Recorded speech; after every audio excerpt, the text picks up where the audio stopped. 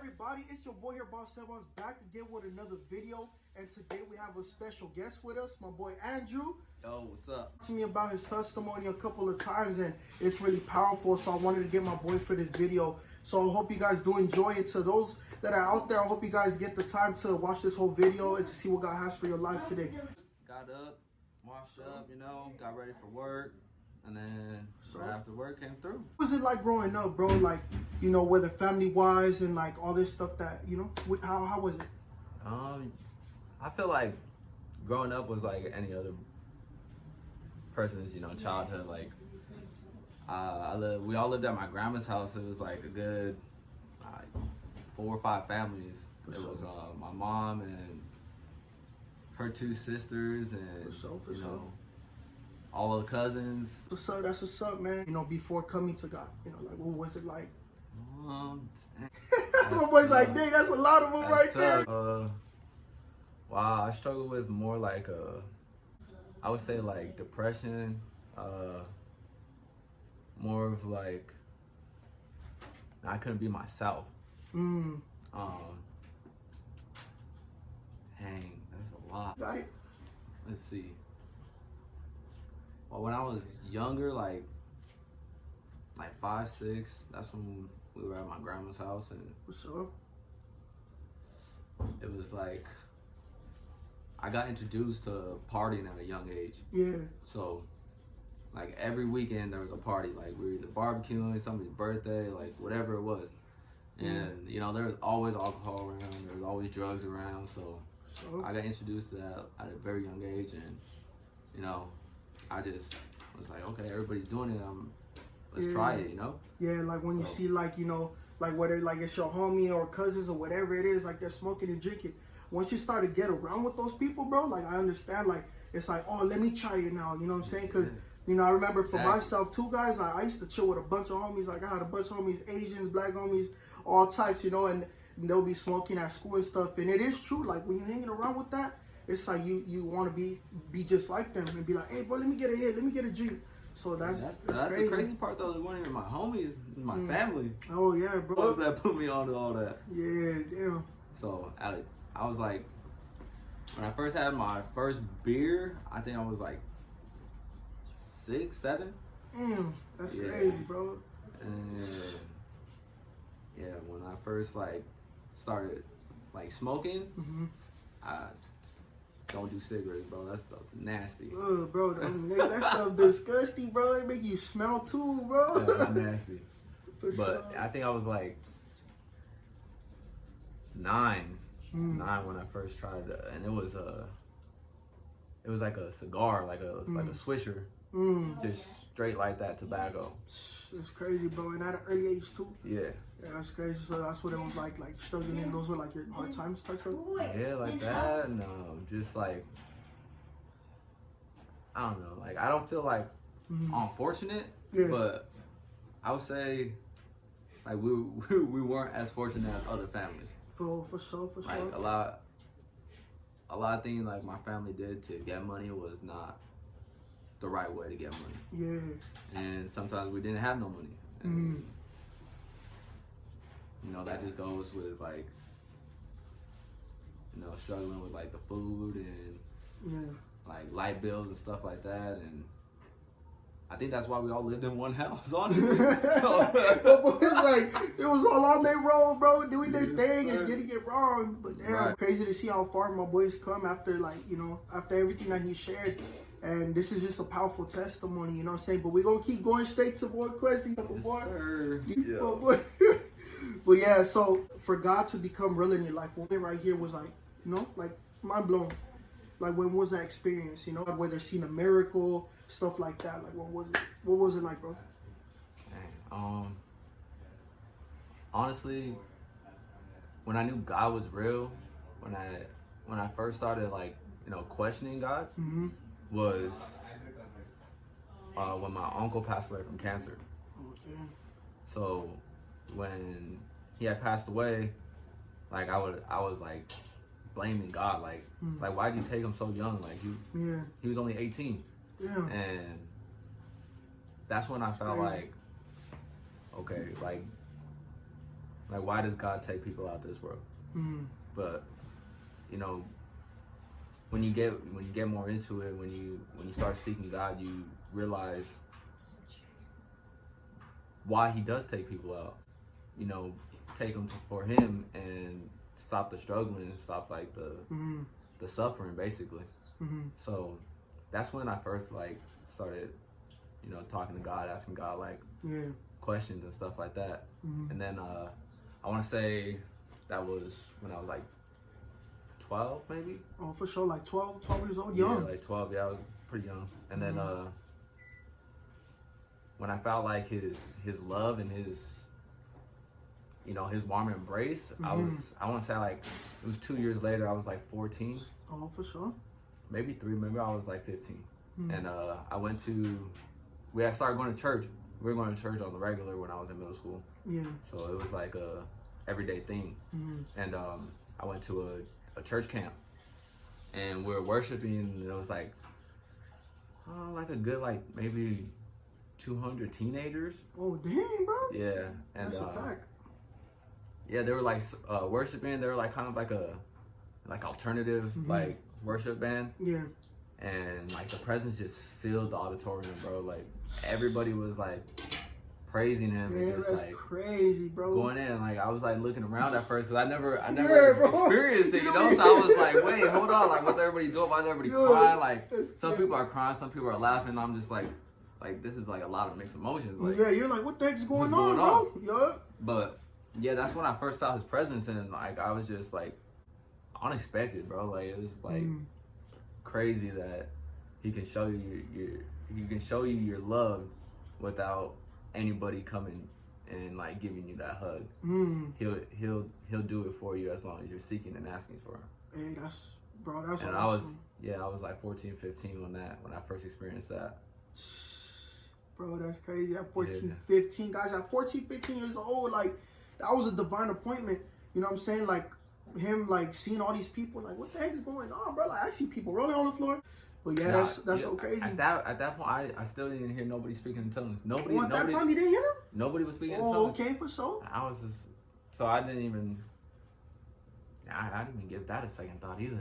Wow. Now that I look back, I'm like, you like in tongues. Yeah. So that was like your first experience. Like this was like the first experience him like knowing that God was real. So that's awesome, bro. Yeah. And this next question right here, man, like this is like, when was your first encounter? Like, where God was like, boom, like his presence fell on you and you were like, whoa, like, you know, really seeking him and feeling him for like the very like first hard time. Like, that was more recent. I think that was last year. It was like maybe 6 months ago. Yeah, like 6-7 months ago. When I started going to the temple. Temple of Miracles, shout out. Hey, shout out to Temple of Miracles. Yes, let's go. Church going up. Come through. You already know. But yeah, I want to say, who was it? I think it was Apostle Freddie. Oh, Apostle Freddie? Yeah, Freddie Lagos, right? Yeah, I think so. When he came, like he was just very powerful. The way he preached the word and the way he was giving the word, like I was just receiving it all. And this is like at the beginning when I just started coming back to church. I don't know if you have a question on that, but yeah, I was just coming back to church and never been in like a church like this where they express their feelings out loud with God.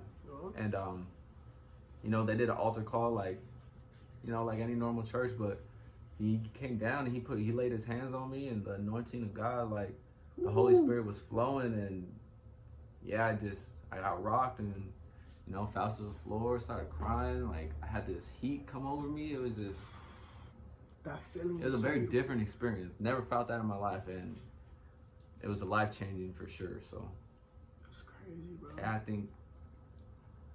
think like a week before that, I just stopped smoking. Wow, that's crazy, bro. Yeah, I was smoking weed for a couple years, like a good 4 years straight. I was. Yeah, I know, bro. The story you told me we were on the rodeo pad, bro. Like you were on the road to your house, you were like, bro, I used to smoke a lot. Yeah. My boy used to blaze it a lot. Like, man, it's so crazy. But yeah, man, that's crazy to hear that, like how God moves. You know, like to everybody who's watching this, like you guys probably like questioning, like, oh, but I want to feel God. Y'all felt God, but I want to feel Him too. You know, Right, all you gotta do is like come with an open heart. You know, just like my bro right here, like he's been through stuff like in his life, like you know, at an early age too, guys, and especially when you at an early age experiencing all this stuff, it contaminates your mind. And to see where he was before and looking at him now, it's like, man, it's beautiful how God could take someone when they were in a bad position to making them brand new and making them a new person. Yeah, glory to God, man. Glory to God, glory man. to God. All praise to Jesus, man. Like, it is so beautiful. And that's why I was like, you know, I got to get my boy on here, you know, to share this testimony because it's so powerful. You know what I'm saying? And this is the next question. So what happened after that encounter you had with God, bro? Like, were you like, oh man, like, I'm gonna go out there and I'm gonna tell my homies about it, tell everybody about it? Like, how was it? How was it? Basically, that's what happened. Like after that encounter, like I just was on fire for God. Like I just wanted, I wanted everybody to feel what I felt. I wanted everybody to have that joy and that love that I felt. I wanted everybody to do it. I wanted everybody to feel that way. And it's tough because like when it's your family members that are in the world and like your close friends, like sometimes like God just weeds them out, man. Like they're not for you right now. Yeah. And He takes them away. But for me, like after that experience, like I was just like I was rapidly moving in my life after that. Like I was on the verge of getting divorced, and I got 3 kids. So hey, let's go! Congrats to all that, man. That's beautiful. It was crazy. So like I feel like God took me and my wife and was like, you know what? If you come to church and you start following me, like I'm gonna restore everything. And sure enough, within a couple months after, like it was life changing. So the love got like renewed, and now it's more like it doesn't feel like a struggle. More like, dang, it's hard to explain. God does stuff in your life for a purpose. There's always a reason behind why He's processing you. And when you guys get there, I'm gonna here come to church, and I'll let you know. I'll let you know a couple secrets. How about that? Yeah. How was God like after all this happening? Like how was God like blessing you? Could be anything. Like after that encounter, you know, and after all that. I feel like the blessings that He's pouring out right now, like definitely, it's within like love. Like He's showing me more love within my family and with my kids, especially because before, like my kids were scared of me. Like I ain't gonna lie, my kids would be scared of me, and like they wouldn't want me to like, you know, play with them or whatever. They'd be like, no, it's okay. But now like God's just showing me like that love and compassion and blessing me with that. And also I want to say with like friendships, because past friendships that I had, like they weren't real. Like a lot of people out here like say like, oh, I'm with you, like I'll do this, I'll do that, and then when it comes down to it, like nobody's there, bro. That's real. Now like He's definitely like within the church blessed me with so much friendships, like basically more like a family than anything, for sure. Like with my photography business, like He's definitely blessed me with that. He's definitely, I got a new camera, got a couple lenses, got like basically like a whole studio at my house that I could do photo shoots with, and like promo vids, like everything. So He's definitely blessing me in that way too, and with knowledge and wisdom for sure. Hey, that's just what's up, getting bro. into His word and, you know, learning about what I need to be doing in this life, and giving me all the knowledge and wisdom for that, for sure. That's what's up, bro. That's what's up, bro. Andrew was sharing about the blessings, how God blesses you when you're obedient. You know what I'm saying? Like him, he's really obedient to God, and he listens to God. Like if God wants him to do this, he goes ahead and do it. You know, and that's awesome, because when you start to obey God and do things for God, and God continues to bless you, you know? Man, God's good, bro. That's so true, though, about, like, being obedient. Mm-hmm. When you're obedient to God, he's definitely gonna bless you, and he's gonna give you that supernatural strength just to go forward. You know, like, I know there's a lot of people out there. I used to be one of these people that you just wake up and just be like, man, another day, like the same thing over and over and over again. But when you have God in your life, you wake up and you're like, all right, cool, another day. Like, what am I gonna do? Like, I got so many opportunities out there. God's showing me so many things that I could do just by being obedient and listening to him. And he just opened his doors like crazy. Like I've been doing the photography business. I've been doing it for like a good 6 years, and that's when I got my first camera. So I really didn't pick it up. I mostly like would take random pictures just here and there. And then just recently, like, I was like giving me like this crazy knowledge about just how to take pictures and like what angles to do and stuff like that. It's like little things, but